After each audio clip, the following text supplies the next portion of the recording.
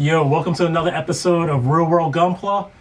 I'm Irad, the chef around here, owner of the Gundam Kitchen. I'm here with my man, Sobrax, aka Gundam Nerd on Instagram. I'm just on Instagram as Gundam Nerd. I don't do the Facebook thing and none of that. Not yet. I ain't really getting into all that yet. So I know you like to bust out them kits every week. What you been working on lately? All right. Within the last week, I've worked on, I'm actually still working on, I got a Sandrock. I've been working on that. Tight kit so far. The inner frame is pretty sick, nice and solid. No loose PC joints and none of that, so I'm rocking out with that. And I actually took on something new. What's that? A Star Wars kit. I like them. Yeah, it's, listen, Bandai did a good job on those Star Wars kits. You know what I mean? If you can get them, get them. It's a lot of little pieces, but think about it. It's the more update kit that's just not a Gundam. Sometimes people get a little bored every now and then, so they want to do a little something different. If you're going to make a Star Wars kit, and I love Star Wars, try it. It's actually pretty good, and I've been working on that. So I'll be working on the Scout Trooper and the Speeder Bike kit. Another thing I like about those kits, I wish they would do with high grades, is that they come with water slides and regular decals, which is pretty cool. Yeah, you're absolutely right. Yeah, they do. Yep. Yep, they didn't fail on that. So if you love water slides and all of that, just think about it as as something like another Verkog kit, but a later Verkog kit, because the earlier Verkog kits didn't come with water slides. I was real salty about that. Get over it. I bought that Crossbone kit, the Crossbone X1. I really like that kit. That kit is badass. I actually colored it in the same colors as the Crossbone X3, just without that spiky sword gun and everything else, but it didn't come with water slides. So now I gotta go and search for water slides. Yeah, you came up in my store talking about, yo, my box didn't come with no water slides. I was like, oh shit. So much of the water slides out. Hey, that's what happens, man. I don't think nobody take the water slides. It just didn't come with them. And I read, what are you working on? Well, last week I renovated my whole store, so that was my model for the week. We pretty much touched everything in the store, moved it, built walls, all kinds of craziness. Nice, nice. And of course, I took a look at that Nightingale, did a little bit of work on that, so to be discussed later. Nightingales. You ain't finished that Nightingale yet. Give it time, give it time. It'll be there. Give it time. That shit gonna be ready for GBWC 2018. What 2038. Damn. Now we're gonna talk about kits that we're a little bit hyped on, right? I'm a little hyped on Ariana Fleet from IBO, but the most important part isn't the suits that come with it, not the little model kits that come with it, but the dying sleeves. Those dang sleeves? Dying sleeves. Sounds dang to me. Damn Bandai. Big ass bow and arrows that they shot from the sky. Come on now, this shit killed Barberton. Shh. Spoilers. It killed him. By this long, yo, honestly, if you ain't seen IBO by this time, I don't know what you're doing with your life. But. Yo, honestly, if you're into it and you haven't seen IBO, it's on everything, damn near. Come on, man.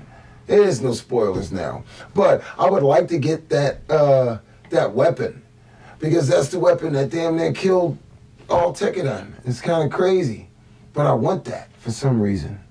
So I'm also feeling BB Senshis are coming back again. So we haven't seen them for a minute. A lot of variety this time. Looking pretty hot. I kind of like them better than the originals, so should be interesting. Gotta see them in person though, because I feel like the SD EX line is not my favorite, but we'll see. We'll see how these do.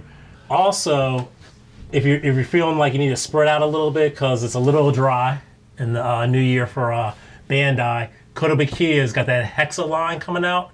There's a couple more additions to it. New additions look badass, man. So I would check those out. They're really small. They're like 1/12, and I think they're only like 3 to 4 inches. But they kind of got this like G.I. Joe posability in a kit with like mecha armors and vehicles that transform. It's pretty nuts. Check it out. So let's talk about some sleeper kits. Now, when we say sleeper kits, we don't mean boring kits or nothing like that. We're just talking about a bunch of cool kits that people actually see but don't build as much. When you build them, you say, ah, damn, I didn't know this was this cool. What are your picks for this week? I think we're going SD this week, aren't we? Look like we on the same page. Give me some.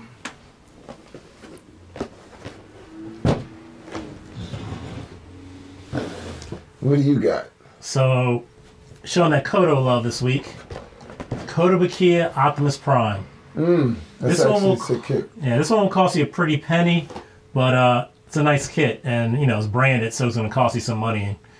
Kodo's hard up to get these good branding, so. But this bad boy came out real nice, and I got to try some things I probably wanted to try it on a master grade, and that's what I like about SDs. You get to try some stuff on usually an inexpensive kit. But you took the risk. Yep. It's all about taking the risk. So what risk I took on this one is I tried bare metal foils. Instead of painting on my metal effects, all these parts here are using bare metal foil, and they actually are made out of metal. The problem with bare metal foil is that it's super thin and it's a little hard to get it completely flat, but it does give a nice metal effect at the end of the day. So I'm pretty happy with it.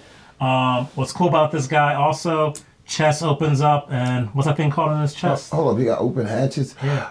Oh, that's the Matrix. Spark or whatever? The Matrix. The Matrix. I'm not down with the, Michael Bay Transformers really don't pop like that. I like the old school ones. These are the ones that got me into Gunpla. You know this is old school because I got the axe hand. The right? energy axe. See that? Old school Optimus Prime, stuff like that. Old Robotech stuff that I grew up on. This is the stuff that I like. I really appreciate it. And to get a kit in SD like this, I think it's pretty sick. I'll tell you what, out of SD kits, I would say that people feel most comfortable experimenting with an SD kit. Oh, they only cost usually around $8 to $10. So you're not really taking a loss. Right. Not bad. Yeah, a lot of surface to work on. So my picks are these older SD kits. This is like 231, and this is a Zaku kit. The Zaku kit is really easy, really, really simple to build, right? Super simple to build. But you just have less stuff to work with. So say if you had a high grade, right? And you got the Zaku, and you got the Origin Zaku high grade. You got all of these big pieces and panels. Cool, you got that. But what if you just had something that you used half of the paint on? Yeah, and I wouldn't even necessarily say half of the work, because you're still doing the same work. It's just less real estate to cover. You know what I mean? You definitely want to work on like those seams and stuff like that. It's a good kit to practice your seaming on and stuff like that. Seam line removal, panel lining. I don't know. Like you can experience let's say this. You can experiment. All right, y'all, we out of here. Like and subscribe, and big shout outs to the world for tuning in. People from Philippines, Jakarta, where else we got? Canada. Because we got the UK, we have Australia, we have Japan, China, we got South America. Like, dude, we got so many places, man. And I just want to say thank you to everybody that's tuning in, because y'all know what's real. And what's real is Real World Gunpla. You understand? I especially want to give a shout out to the 2.6% of girls out there that are definitely on this page. Now, let me tell you this. I like to represent the ladies. You know what I'm saying? I love the ladies, you know? And if y'all tuning in, I want to give y'all props and thank you. And y'all keep on building. Because let me tell you this. One of these days, it's going to be a girl come up and she's going to destroy everybody. I'm just saying. I know the potential. I know the potential. I can see that. So thank you, ladies, for enjoying this and tuning in with us. And I think that kind of wraps it up for this episode of Real World. All right, peace. Peace. What, you just gonna leave me like that?